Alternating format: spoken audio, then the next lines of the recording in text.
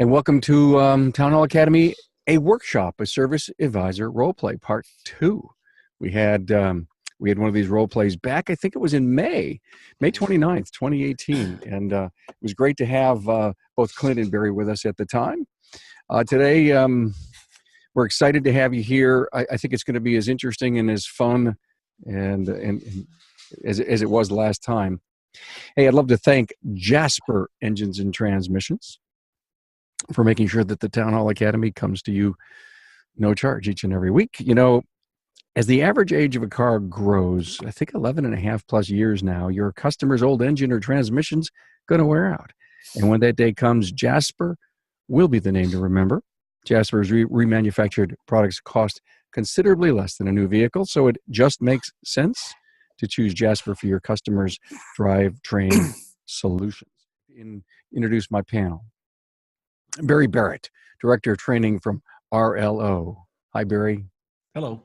Glad to have you with us. Clint White, Shop Manager at Cooper's Auto Repair Specialists in Tacoma, Washington. That's the Queen wave, right? That's the English wave. And a newcomer to our panel, John Vasquez, Service Advisor, Los Gators Auto Service in Campbell, California. And thank you, John. At the last minute, Lauren couldn't be here, and you are pinch hitting, and we are so glad and so happy to have you here. Well, here's the format. Each of our panelists get a chance to have a different role in each of the role plays. You'll kind of get the feel of it as we go through it. In the first role play, John is going to be our customer, and the service advisor is going to be Clint, and our observer coach is going to be Barry. And I'm going to set up the situation. We're going to listen to this team do their thing, and then the observer is going to come on, give some critique, some ideas, some great things to look at and to talk about. And I am all excited for everyone to contribute and come in and share. We, of course, would love to see what's going on with the chat box here in the Zoom webinar platform. So here we go. Number one, role play. And I hear everyone says this is a very, very common call that you get on your service counters. How much is a tune-up? On this one, the year, make, and model doesn't matter. So let's go. The phone's ringing, and Clint, you're going to answer. All right. Good morning. Thank you for choosing Cooper's Auto Repair Tacoma. This is Clint. How can I help you today? Hi, Clint. I have a 1999 Lexus GS 400, and I was just kind of seeing how much is a tune-up? What would a tune-up run me? Okay, I can totally help you out with that. Who am I speaking with today? My name's John. All right, John. And just in case I drop the call, would you mind giving me your cell phone number? It's 408-333-4499. Perfect, John. All right, so talk to me about your Lexus. What leads you to believe you need a tune-up? It just doesn't seem to have that power that it once had, and I honestly haven't been up on my maintenance, so I feel like maybe a tune-up will give it some life again. Okay, all right. So if you don't mind, I'm going to ask you a couple of questions. First of all, do you have any warning lights on the dash? No warning lights. No warning lights at all? Okay. No. And has your fuel economy dropped at all, you think, or just maybe a loss of power? It may have, but I kind of got a lead foot, so that's gotcha. That probably doesn't help. So, John, here's what I'd like to propose to you. I'd like to have one of my technicians run your vehicle through a very complex series of tests and procedures to actually evaluate how it's running and what we could do to make it run better. The challenge with the word tune-up is that it's a vague concept, and I can't get you a price over the phone because I don't know what your car needs. I like to use silly analogies. I'm the king of silly analogies. So if you were to walk into a restaurant and say, how much is a meal? What do you want to eat? What do you need to make you feel satiated and full? We don't know. So there's a number of different things your car could need, and there's a number of things it could not need. And I don't want to put any parts on or do any services it doesn't need. So can we get you scheduled in tomorrow morning at 8:15? And it'll take about 2 hours to run the test. I can get you a courtesy shuttle home. And then once we know what your car needs, I can get you a price. Would that work for you?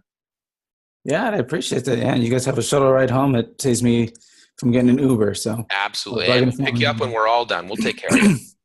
Okay, perfect. Thank you so much. All right. We'll see you tomorrow. All right. Bye-bye.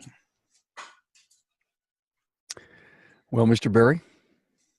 I'm about to get really nitpicky because when people are really excellent at what they do, the only thing you have left to do is nitpick.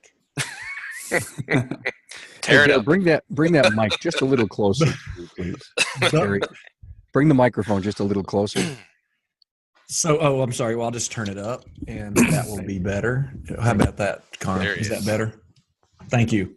So, nitpicky, really nitpicky, is I love the restaurant analogy. How much is a meal?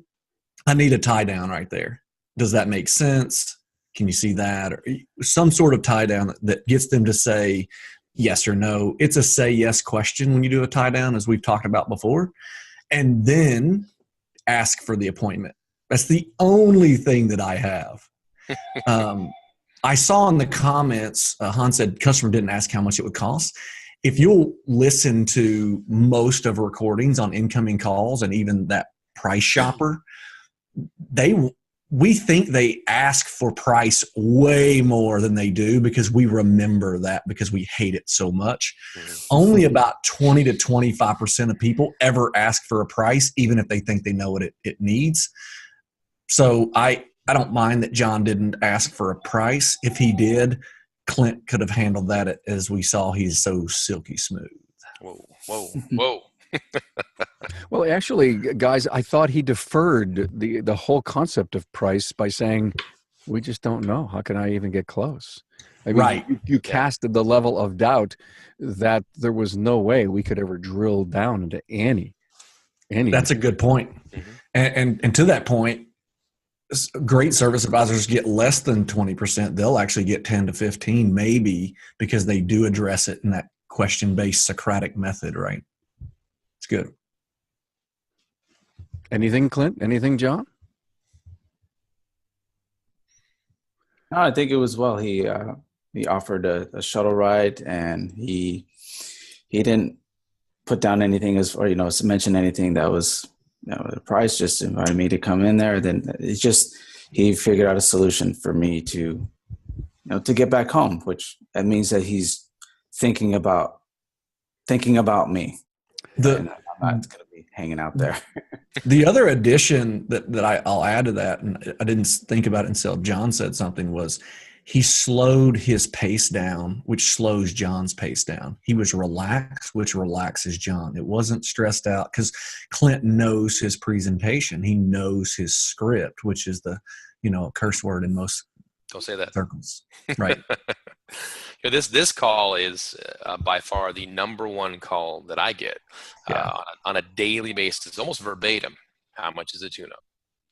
Right. It's probably 50% of what I get. How much is a tune-up?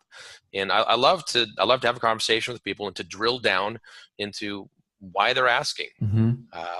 And it really, the restaurant analogy is one I've been using for quite a while, and it makes sense. You'd never walk into a restaurant and go, how much is a meal? What do you want to eat? What are you hungry for? What do you need? So, and it usually it converts many people over into, oh yeah, well, I guess I'm asking for something that's vague. How can I know that? So that's right. So interesting.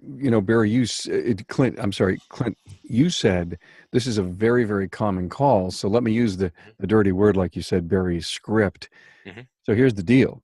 If it is a common call and you get and refine yourself, you may not call it a script, but you may call it, something you do over and over again. You practice a lot and you get really good at it.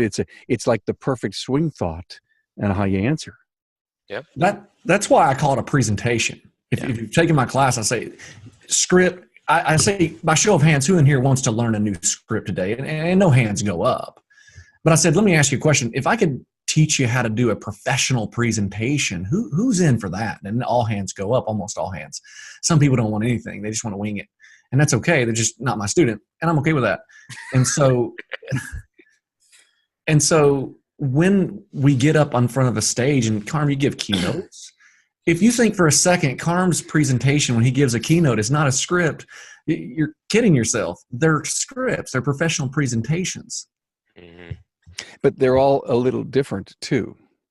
Amazing. If you read a script, that's one thing. If you go up with a script in mind or a logical conclusion from beginning to end, then every one of them is going to be unique and different with usually the same message. Well, the truth is that everyone has one, because I can listen to 10 calls in a row and you'll say the same thing over and over again. The problem is that most people's script is just not very good.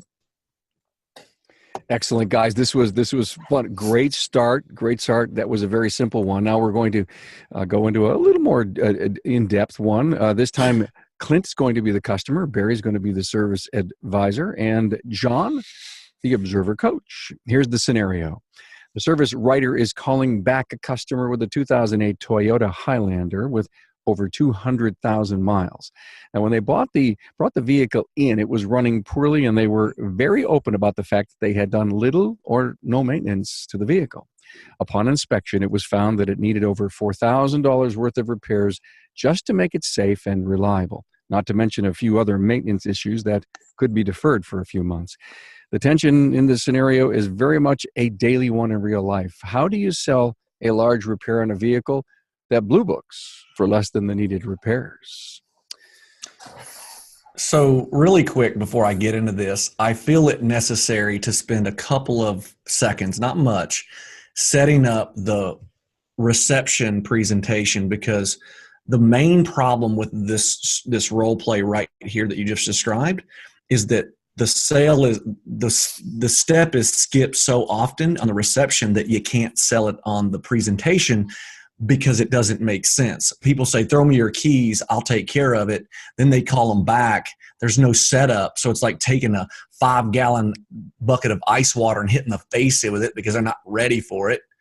So what I would say in the beginning is, Clint, our job here at our shop is to make sure your car is safe and reliable in the most affordable way. Does that make sense? And the way we do that is we perform a 58-point complimentary inspection from top to bottom and front to back.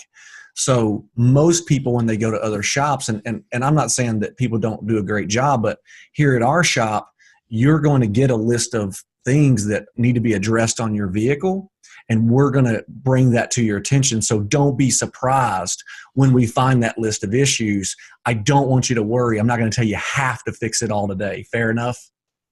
Got it. So that setup is so important. I couldn't do it without it. Is that okay? Without that setup, I'm going to sound like a pushy salesperson. Well, so now, but when you use the role play to set that up, to teach that, that's what I do, and that's why I just did it, because I can't just jump into the close, which is what you're asking me to do, is make the outbound call and sell a $4,000 ticket without the setup, without them ready to know that we're going to keep their car safe and reliable in the most affordable way. With it, I've got it. Very good. Thanks for the setup. Very good. Okay. Now we know it. Okay. So ring, ring. Hello. Hey, Clint, is it a bad time? No, who's this? This is Barry with my shop. How are you? I'm good. How you doing? Hey, I'm great. Hey, we sent you a email and it had the inspection on it. Did you have a chance to evaluate that? Oh, I did. I read over that. That was shocking. Yeah, it can be shocking. Bad. Yeah, but I didn't think it was that bad. You knew it was bad? Well, like I told you when I dropped it off, we haven't really done a lot of maintenance to it, and I knew it was going to need something, but man, this thing I see a lot of red check marks in this inspection you sent me. So, right. Wow. We had talked about when you came in here and you said that you admittedly didn't do a lot of maintenance on it. You can well imagine someone over a 40-year period. And we talked about how we don't just get overweight overnight, right? And it takes years and years of no maintenance to get us there. And then all of a sudden we're shocked that the doctor's putting us on pills and asking us to go on all these exercise regimen, and we're overwhelmed, right? Yeah. So it's a little bit like that. And just like the human body, what we're going to do is we're just going to eat on it over time if you need to. But if you can, the most safe, reliable, and affordable way is to do everything today. Does that make sense? It does. I saw some things in the inspection that looked like maybe I don't have to do them today, but there was a lot that had red check marks on it. And I assume that means I need to fix them today. Is that correct? That's pretty correct. As long as you don't want to have more deeper repairs later, the red is where you got to go, because if it stays red, it's going to get worse. And not only that part will get worse, but everything attached to that will probably get worse as well, which costs you more money. Okay. Well, So, what's this going to cost me? So to restore your vehicle back to its maximum safety and reliability, your total investment today will be $4,232.64. Man. How would you like to move forward? Well, I know the car isn't even worth that much. I checked the book on it, and it's only worth about $3,000. So that doesn't make any sense. I don't think I'm going to fix it. Okay. So your concern is that because Kelly Blue Book, is that where you looked it up? Mm-hmm. Says that it's worth $3,000, and now you have a $1,200 more than that to do the work on. Is that your concern? Well, yeah, it's got 200,000 miles on it. I don't see why I'd want to put $4,000 into a $3,000 car. That don't make any sense to me. Let me ask you a question. When's the last time, and this might sound a little off, but I hope it's not. It's kind of a joke. Is that okay? When's the last time that Kelly Blue Book came to your house and evaluated your car and told you how much exactly it's worth? Well, no one's ever come to my house. I just looked on their website. Right. So let me ask you this, like, where did their certification come from? Where did their certification come from to tell you exactly how much your car is worth, do you think? I don't even know how it works. Yeah, they just created a company one day and they decided, hey, we're going to be the people who tell people how much the car is worth. Fair enough? All right. Well. Okay. So as professionals, we do this. We have ASC certified technicians. We run a very stringent training program. We do over 80 hours of year of training of technicians. And they came back and they've determined that if you do these repairs, the odds of you needing more repairs in the future are slim to none. Now we can't guarantee that, but however, they are experts in your car because they have evaluated. Now let me ask you a question really quick. If you don't fix your car, what will you do? Well, I'll just go buy another one. Go buy another one? Well, I mean, if you were going to buy another one, what type of car, year, make, and model might it be? Probably something similar, a little crossover SUV. I don't know. I figured if I'm going to spend $4,000, that's a pretty good down payment on a new or a slightly used one, don't you think? I mean, what would you do if this was your car? Well, I can tell you what I actually do. And if I tell you, is that going to help you with a decision to know what I do actually with mine? Yeah. I drive an 03 4Runner with 241,000 miles on it. And last year I invested $6,200 in it and it's worth $4,500. So we're in similar situations. I just had more work to do than you. Wow. And so I fixed everything because I know that the average car payment in North America is $480 a month over 84 months. And if I took that same money, $500 a month over a 40-year period in a decent Roth IRA, I would be worth $5.8 million in 40 years. So let me ask you a question. Instead of figuring out like how much something else is going to be worth, how much do you think that you would be spending on a newer car? Is it a new car or a newer used car? I haven't even checked yet. I don't know. I haven't had to buy a car in a long time. We've had this one since it was new. You've seen the car prices on the market though? Yeah. How much about do they run for a decent one, do you think? Probably $30,000. $30,000, and that's going to be, so it's going to, how many miles do you think that's going to have on it? It should be new. Oh, brand new. Oh, fantastic. So yeah. As soon as you drive off the lot, how much do you think it's going to lose? I don't know. I don't sell cars. I don't know. It's about 25% as soon as you drive it from this pavement to that pavement, right? So let's just use the 30,000. Hey, when we told you, as we said, $4,200 will get you back to its maximum safety and reliability. Let me ask you, do you like the car? Yeah, we're comfortable in it. Fits our family. If I did all these repairs and it got you to where close to as new as possible, and then we just did a full detail so it'd have that new car smell, how would that feel for you? Yeah, that might be worth it. Can I ask you one more question? Sure. What's making you throw $30,000 at a $4,000 issue? Well, I'd never looked at it that way. Yeah, most people don't. And I want to save you some money and give you a safe, reliable vehicle. And then I want to create financial wealth for your family. And that's the only way that I know to do. Okay. Let me ask you, can we go ahead with the repairs? Let's get it taken care of. All right. Would you like to take advantage of our 12 months no interest option? No, I'll pay cash. Fantastic. Thank you. We'll have this done by Tuesday morning. Do you need alternative transportation between now and then? No, we've got another car. We'll be fine. Okay, thanks. Fantastic. If you have any concerns or any other questions from now on, feel free to give me a call and I'll continue to update you on your vehicle and how it's going. Fair enough? Fair enough. All right. Have a great day. Thank you. Okay, John, tell us everything that was wrong with that. No, I really liked how Barry just really kind of educated Clint on everything and what it would cost for a new car, and it really got Clint to think a little bit. You know, I think it was it was good. I mean, there was a lot of information for Clint to digest. So maybe, I don't know. It was in my opinion, it was a good call. I know everybody has little different ways of doing stuff because I've had to have similar situations and phone calls, but it was kind of maybe a lot for Clint to digest, and who knows where Clint could have been, going to drop off his kids or doing something, even though he did say, yeah, right now is a good time. But sometimes it could be, a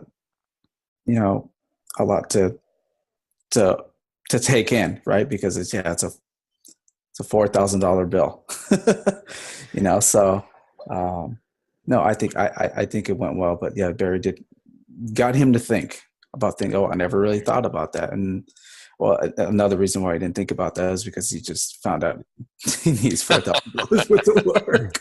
I loved the idea that Barry challenged the $30,000 number. Not hard, but he just $30,000. It was like, okay, there are some $30,000 cars out there, but they're not like the car you were driving, Clint, as an example. Yeah, to replace that, like you're talking 50. To kind of replace what you were driving. It was at a Highlander or whatever we were talking about. And Clint, in your case, you were a great customer, but as a service advisor, how many opportunities a month like this do you get? Oh, 2, 3, 4 a week usually. I have. It's a testament to engineering on newer vehicles that people can and do drive them to 200,000 miles and neglect them to death. And when they come in, they normally they're drawn in or brought in or towed in because something finally has let go. You've got an ignition coil that's failed and it's running on 5 cylinders and they just can't go any further. And then further inspection shows, it needs the coils and the plugs and the valve covers and the struts are blown out and the tires are as bald as I am. And it really does need $4,000 worth of work to be safe and reliable. And then it needs a detail. It's very common. And I use the approach that very similar to Barry, is that if you were to go purchase a brand new vehicle, because used I don't think is an option. If you buy used vehicles are traded in for at least one reason, sometimes 10 or 20. You're just going to jump right out of the pot into the fire. You're going to be fixing that car sooner or later. So let's talk your car versus new. In a new car, the average payment, $400, $480 a month. So we can round up to 5 times 1 year. That's $6,000 in 1 year. You're going to pay to rent a new car. In the glorious state of Washington, you're going to pay taxes that are the 3rd highest in the nation for your car. The 3rd highest registration tab fees for your car. It's going to be $1,200 to $1,800 for tags for 1 year for your car. So it doesn't make any sense to spend all that extra money when we can invest this relatively manageable amount and bring it back up to 100% safety reliability. Great points, Clint. I love that. The whole economic side of this thing is partly where Barry was going. And as I was listening, I was thinking this 10-year-old vehicle. I've always known that when you buy a vehicle, love it, but realize that even if the car payments stop, you cannot say, oh, it's never going to cost me anything. No, you need to put X in your, if you will, car maintenance emotional bank account of money. And I was thinking about $4,000 over 10 years. And I was thinking how little per month that investment would be. It would be $400 a year that you could have or should have put into that vehicle. And now it's all, if you will, accumulated. Is that a proper way to also help rationalize this? Yeah, absolutely. It is. And so I'll add to that. So if you look at it, if you take the average cost of operating a vehicle that you pay for, the $30,000, they have built into the cost of ownership there. So that's a moot point. That first 5 years is going to cost you an extreme amount of money. Mm-hmm. And so the next 5 years is going to cost you the same amount of money to maintain a 5-year-old car to 10. And mine's 15 years old, if you guys are doing the math, right? It's literally in my driveway. I'll walk out, take a picture. It is what it is, right? I'll tell you, that's what it is. And so the same amount of money that's going to cost me over the next 5 years is the exact same amount of money it's going to cost them in maintenance and repair from 5 to 10 years, from 15 to 20. The math is the same. It's just you paid so much from here and he lost so much in his car. And I only went where Clint asked me to go. His big mistake was, what would you do? And I'm like, let me tell you what I actually do.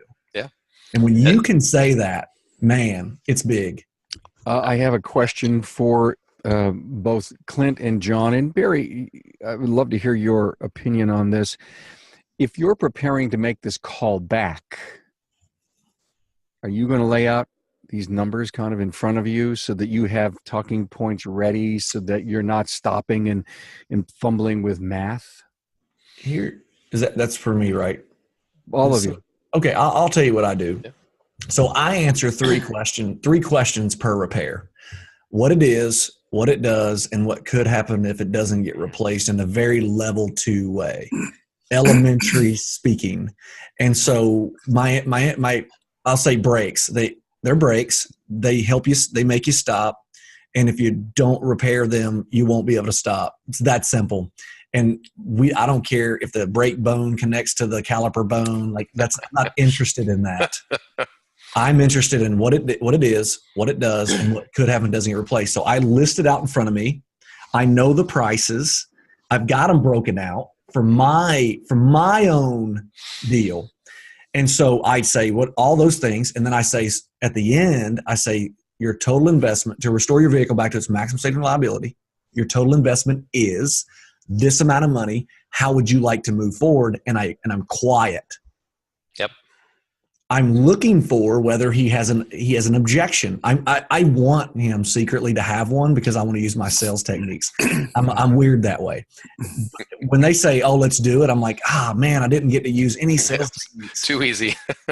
And so we walk that backward. And I want you also to know that I have it broken down for me, but I have 2 more options. And so I'm only ever going to give Clint 3 options. He's never going to have 10. And so I know my first option is total price. I ask. If he objects, I try to overcome that area of concern, multiple, get it down to price. I need it to get down to price. It's the easiest objection to overcome, 100%. And then I say, okay, total price. And then my next 2 options are repairs only with associated services. So if I have a water pump repair, I always add in there the water pump or the coolant. Mm-hmm. And then the cheapest one is repairs only. Well, the cheaper one is that one. The middle one is repairs only and the coolant. And then the last one is repairs only. So I have 3 prices total, not 10. And I also think it's important to take into account the customer's situation, which is not part of the role play, but in real life, there's interviews that has happened before this call is made, and you've established what their needs are. If the vehicle it truly is a spare vehicle, and if it's something that they just mama wants a new ride, she's been wanting a new ride, this is a great excuse. Sure, absolutely, the math still adds up. But if you're in that socioeconomic position where a brand new car is what you want, God bless you, enjoy it. And I'm in the same position as Barry. I drive an 01 Silverado with 270,000 miles on it, and I haven't had a payment in, a long time. And it makes sense to fix your vehicle unless it's catastrophically imploded. There's nothing left of the body, and it's not worth doing. It makes sense to fix, I think, just about every car that rolls in my shop. John, have you ever asked a client in this situation, do you love your car? I haven't asked them if they love the car, but I have asked them, hey, how much is this how much do you value your car? Because it's ultimately, at the end of the day, it is your vehicle. And I don't know if it may have sentimental value. It may have, be something that it was your first car or something like that. So I always just try to look at it through their eyes of what the car can mean to them. And we've got to be really careful. Sorry to jump in on you, John. That's okay. I think one of the biggest challenges we have in this, Barry has got a great, the formula is great, the presentation is great, but what we don't take into account is a lot of our service writers in this industry drive an '01 Silverado with 270,000 miles, and I couldn't afford a payment. I can't afford a new car. I can't afford that repair. I don't have $4,000. We begin to sell with our own wallet, and that's huge. That's why a lot of these cars are towed out, scrapped, traded in, not repaired, is because in my mentality, I've already unsold it. I've already said, man, this isn't worth it. I couldn't do this. And we really have to step away from that.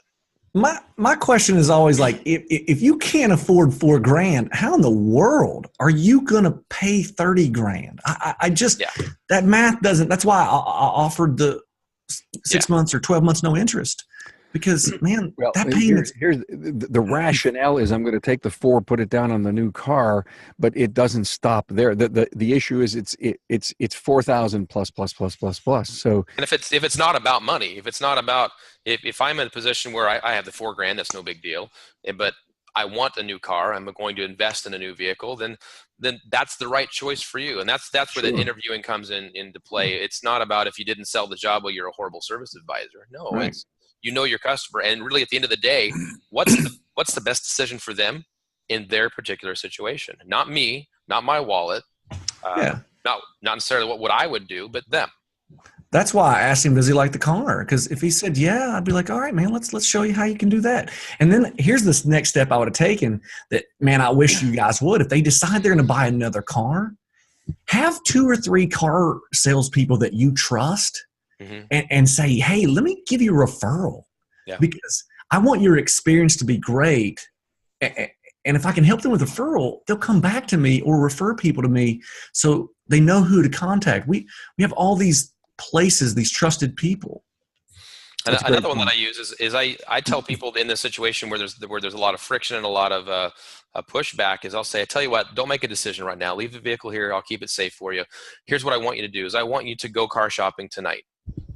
Take the evening, go lot to lot, pick something, and see what your monthly payment will be. Call your insurance agent, check your insurance on that new car, make sure you know what the registration is, and then if that fits your budget, I'll pay for the tow. We'll tow it to the lot for you, use it as a trade-in. But if it doesn't if the math doesn't add up, I'll talk to you tomorrow. You let me know, and that works. Guys, thank you so much. This was great, and I'd like to move on. I do want to say we've got a chat here from Greg to all panelists. Barry is smooth.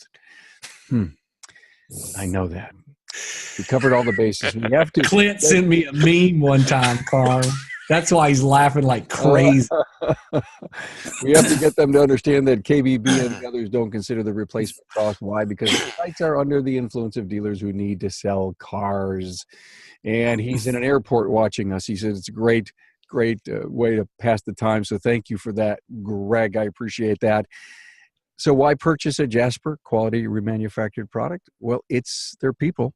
Jasper Associates are dedicated to high-quality customer service, committed to excellence, professional, and they've got pride of ownership as part of a 100% associate-owned company. Thanks, Jasper. Role play number 3.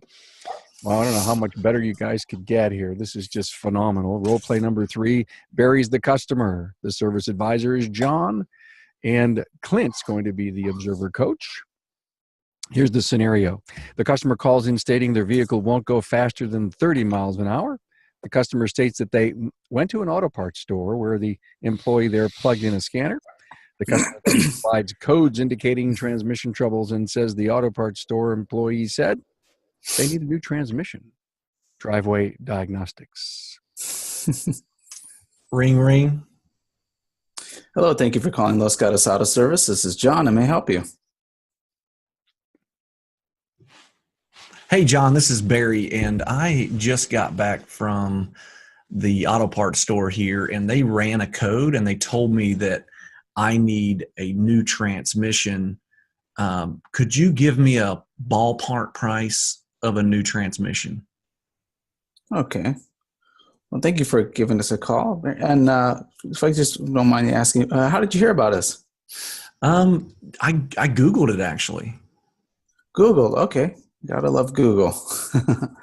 All right. Perfect. And you say your name is Barry, right? Yes, sir. All right. And what kind of vehicle do you have, Barry? I have an 03 4Runner. Okay. 03 4Runner. Nice. Those cars I see run for a long time. Perfect. Now, you said you took it to a auto parts store? Yeah. Okay. And what did they tell you? They told you that. Well, they didn't have to tell me. They actually plugged it in and showed me, and it looks like it needs a new transmission. And I've had this car for a long time. It's been great to me, and I think that if I put a new transmission in it, it would be great for a lot longer. So just wanted to look to see what a price on a transmission might cost. Okay, definitely. So I understand, the auto store, they definitely want to help and do their best customer service to help you out, to tell you that, okay, hey, I may need a transmission. But as you probably would imagine, a transmission is a pretty expensive component. And so what I would like to do is maybe invite you to come maybe take a test drive with one of my technicians, so we can kind of, verify maybe some of the, verify your symptom. And then of course, from there, what we could do is possibly get you set up to where we can have one of my technicians, run some tests and try to figure out and really find out why they're saying it's a transmission, because I would hate to just want to assume that it needs a transmission when it may need something else, and again, like I mentioned, that a transmission is not a cheap component. So I definitely like to invite you down, and so we can really determine if it really does need that. And if it does, we have complimentary loaner vehicles, so you can kind of get around while we, look at your car and potentially repair it. So you don't have to stop what you're doing, because I know it can be inconvenient to leave your car. So I want to definitely do the best we can to help you out. Does the test cost me anything? To running the test. So the test drive is not going to cost anything, but the testing will. And what that includes is that we're going to be going through, we're going to first test drive it just to verify it. We are going to inspect the fluid. We will look at the condition. We will look at the level. We're going to obviously hook up the scanner and see what I get, because, we have, top of the line equipment that they may not have. They may not have, but I mean, they are auto parts stores, so I don't think they would probably have the same equipment as we do. But look up the codes and then kind of determine to see if there's any technical service bulletins, any recalls, anything like that, just to kind of really determine, just to really make sure if it does or does not need a transmission. So, okay. Is there anything is there a certain day that works this week for you to come on in? Well, I think today is Friday. I think Monday would be good for me.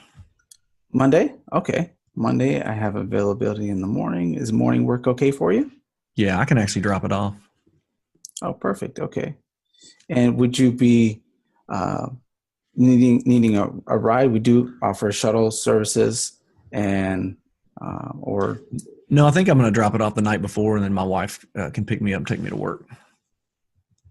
Okay, perfect. So we do have a night drop box. So if you pull into our facility here, you'll see there's a night drop box. Just put your name and put all your information on the envelope, put your keys in there. You'll see a mail slot right on our door. You just put it right on in there, and we'll get it first thing in the morning. I'll give you a call just to make sure we're on the same page and get everything set up for you, and I can create your account with us. Sounds great. All right, perfect. Well, thank you, Barry. Thank you for calling. Was there anything else I can help you with? That's it. All right. Well, you have a great day, and I look forward to talking to you on Monday. Thank you. Have a great weekend. All right. You too. Thanks, guys. Clint? Well, that was a little rough, but that's okay. I would say that, John, I got the message. I heard what you wanted to say, but I think there was a lot said in between. So okay. I like to use the question, John, what time is it? What time is it? 9:42. Perfect, 9:42. So, and now if I were to ask you what time it was and you were to begin to describe to me the internal workings of your watch and how the gears and cogs interlink and how the second hand pulls on this weight and this pulley and blah, blah, blah, blah, blah. And really that's what I'm getting at is when somebody asks you, what time is it? You just tell them what time it is. Don't build the watch. And in this particular situation, I would say you probably built the watch. We dug into a lot more information and detail that Barry wasn't asking for, doesn't really need to know, and that's okay. And I think it's something that we want to do as people that are technical. I want to show you and tell you what we're going to do to build value, what we're going to do. But I would say it was you might have overcomplicated a little bit. Okay. But yeah, you asked his name, you got his the concern. It's always good in this particular situation. The classic. I went to the parts store and had the magic box code retrieved to build value in what you do, and then that's the series of tests and procedures that we're going to perform on your vehicle. It's 100% different than the magic code box that the parts store did for you, and there's a combination of building hope and also instilling doubt in the customer. So he's already convinced he needs a transmission. Barry's ready to whip out his checkbook and buy a transmission from him if the price is right. And in reality, the transmission may not be at fault at all. And you need to put that doubt or that question into the mind of the customer, as well as build value in the fact that, we'll test it, and there's a possibility it may not be the transmission at all. So I would encourage you to do that. But otherwise, good job. Yeah. Thank you, Clint. Yeah. And I'll add to it. And Clint, your words that you choose are very valuable. 100%. Like you're really great at using high caliber, high value words. I am with Clint. Like I was ready to set appointment way before, and I think you felt like you just kept having to build, and you even done it where you repeated yourself the same thing. And it did great. We're not beating up on you too bad. No, it's okay. I'm always open. Okay. So I'm going to ask more questions about it. So he's going to say, I love that you said it. I would like to invite you in. That is perfect language. That is fantastic language. So I wrote down here, ask questions. And I said, stop talking, because you could have just asked me. I was ready. And as a customer, I'm like, man, just stop. And so you want to ride with my technician. And really what I was asking is seeds of doubt. So when I said, they told me they were going to read this. So I would want you to insert a USP. Always think unique selling point. So what is your USP? Magic box, Clint says. And so what I want to do is say, okay, are you familiar with the level of, here's my favorite one. Would you be surprised, John, if I told you I can plug my cell phone into your car in much the same way and it'll give me the exact same code? I would be. Yeah, I would be. Yeah, and it's true though. I can download an app and plug it in. It will give me the same code, and then it will run a diagnosis. It will give me the code. And so let me ask you a question, John. If I told you I lived at 40509 area zip code, do you believe you could find my house? No, you couldn't, could you? If I gave you my street name, Tykes Pass, and the area code, the zip code, could you find it then? Yeah. You get close, but until you get the number, exactly you're going to be driving around until you see me. If I gave you the number and the street address and the zip code, you're going to find me, right? That's what this is. They gave you the zip code. We need to find the rest of the address. So let me ask you a question. I train my technicians at least 80 hours a year to find these types of issues. Could I invite you in to have us find the exact address of that symptom? Because let me ask you a question. If I put it in a transmission and didn't repair your problem, would you be upset? Yeah. You would, wouldn't you? Yeah. So, and we prided ourselves on building trust, and that wouldn't build trust, right? No. And you definitely don't want to do that to me, do you? When's good for you? Monday or Tuesday? Yeah. And the last thing that I was doing, I was pausing because I was waiting for you to ask me to come in again, and you were like, what's next? And I'm like, I need you to invite me in on a specific day and time, and then you did it. So that's good, man. That's good learning. Good job. Thank you. I have a question. I have an answer, or somebody does. Clueless. I what I felt from that role play, John, I'm not being critical because It's that's okay. what the show's about. We're teaching timing and pace. And my observation was I was looking for it to go up a level and to be, it seems like, let me restate that. Where does good timing and pace come from, guys? Is it going over and over again, ultimate self-confidence, understanding the technology, scripting, role-playing, all of this? Where does it come from? You don't learn to dance overnight. No, you don't. So I talk about black belts. So black belts, I think there's the first degree black belt, 8th degree, or I don't know. I'm not a black belt. So, but there are different levels of black belt. So John is an expert, 100%. When you listen to him, I'm like, man, this is an expert. There are different degrees of black belt, and you move up. There are different degrees of mastery. So confidence comes from mastery. Mastery comes from practice, drill, and rehearse 10,000 hours over and over again. Mm-hmm. Practice doesn't make perfect. Practice makes permanent. And so whatever you practice is what you're going to create. So we watch, LeBron James, and we think LeBron James is LeBron James because he's 6'8", 250, and he can jump out of the gym, and that's true. But the reason he can jump out of the gym and he's 250 is because he works out like crazy while we're sleeping, and he has 40,000 hours of basketball practiced over and over and over and over again, and we think we can be LeBron James on the service counter without the work. Yeah. Great point. Practice, practice, practice. Mm-hmm. Practice with a purpose, because I know a lot of people who practice incorrectly. They practice the wrong thing. Great point. Yep. Where'd you get your timing and pace, Clint? I've been dancing a long time, Carm. That's exactly the answer I was looking for, by the way. If you look real close, there's experience there. Not as much as you, Carm, but there's experience there. Hey, John, some of us don't have to hide our light under a bushel. Okay, look we have one more. It is already 50 minutes past the hour, but I want to give it a shot. Yeah, I want to see if you guys can nail this thing in 10 minutes. But first, here's another reason that you should choose Jasper. It's their commitment to continuous improvement. Jasper's investment in research and development, product updates, and improved remanufacturing processes means Jasper provides the perfect product. Thank you, Jasper, for supporting the Town Hall Academy. Role play number 4. Let's do this kind of quick, guys. Customers John, Service Advisor Clint, Barry's the observer, selling a larger part repair that involves a dealer-only part. The savvy customer has already viewed his DVI and has already called the dealer parts department to get a list price on the powertrain control module for his 2016 Dodge Caravan. The rub on this one is we need to sell the part with the appropriate markup and margin to be able to stand behind the warranty on the repair. Scenario that happens all the time. Go, guys. All right. Ring, ring. Say hello, John.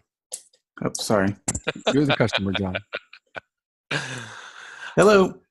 Hey, John, this is Clint, Cooper's Auto Repair. How you doing today?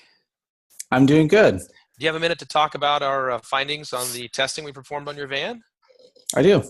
So as I'm sure you saw in the inspection that we sent you, the computer has failed, and we'll need to replace that part for you. I can have it here tomorrow and have it finished by the end of the day for you. It's going to be right about $1,200, parts, labor, tax out the door. Will that work for you? Actually, no, it's actually not going to. How much did you say it was? Installed with the testing and tax, you're $1,200. Okay. And of that 12, how much is the part? Because I actually had the day off today, and I did some research, and I called around. I did call the dealership, and I got a price on a few things. So how much is just this part? Well, the Just part alone. itself actually is $600. Okay. Okay. And what did the dealer tell you they're selling their part for? They told me that it was 502. Gotcha. Something Okay. like that. So, John, would it surprise you to know that the dealership parts department actually sells their parts at a different price across the counter versus the service department of the dealership? They'll actually charge more there. Did you know that? I did not know that. Okay. And the other thing I'd like to tell you is that although we are using a part that is OEM dealer only, that's the only place we can get it, is that they'll give you a 12,000 mile, 12-month warranty. I know that for a fact. And I will actually give you a 3-year, 36,000 mile parts and labor nationwide warranty that in the event there's a failure or a fault can be honored at any shop in America. Now, do you see the value in that? Yeah, actually I do, because my next thing I was going to ask you is to see if I can go buy the part myself and bring it to you to save some money. But right, and that's a common question I get, and I like to just throw this out there. If you were to go into a really high-end steak restaurant and bring your own steak, do you think they would cook it for you? No, probably not, because in the event they burnt it and you didn't like it, it wouldn't go well. So I always advise when you go out for steak, you eat the steak that they serve. So and if that's going to work for you, I can definitely get this done by the end of the day tomorrow if that works for you. Okay, that makes sense. All right. Do you guys happen to have like rental or anything like that? Absolutely. We have a great relationship with Enterprise Rent-A-Car. I will call them and have them contact you directly. We'll get you into a rental car. In fact, I'll even pay for the car for you. Oh, wow. Okay.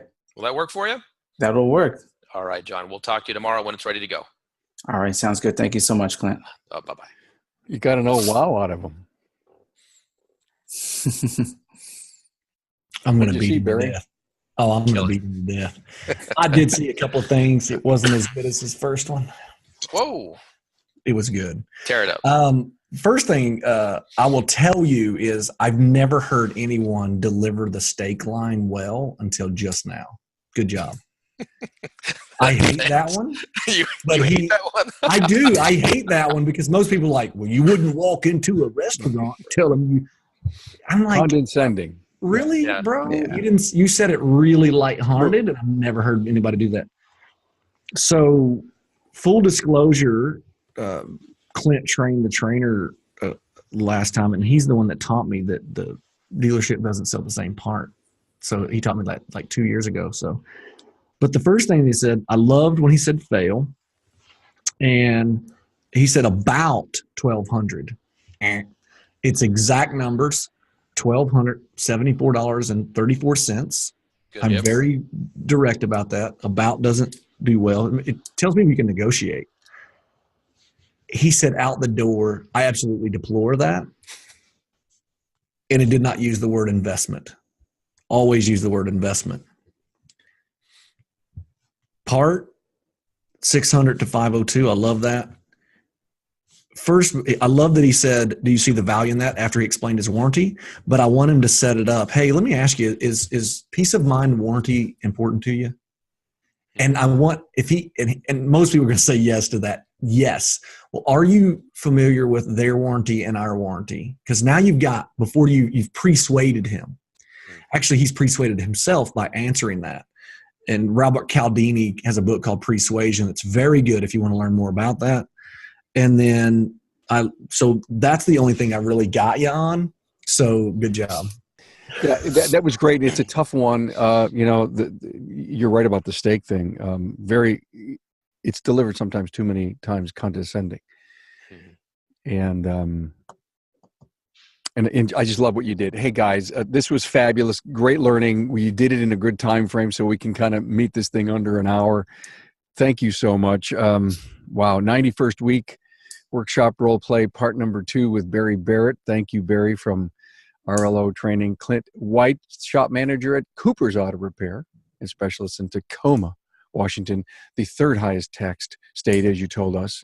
And thank you so much to John Vasquez, service advisor, Los Gators Auto Service in Campbell, California.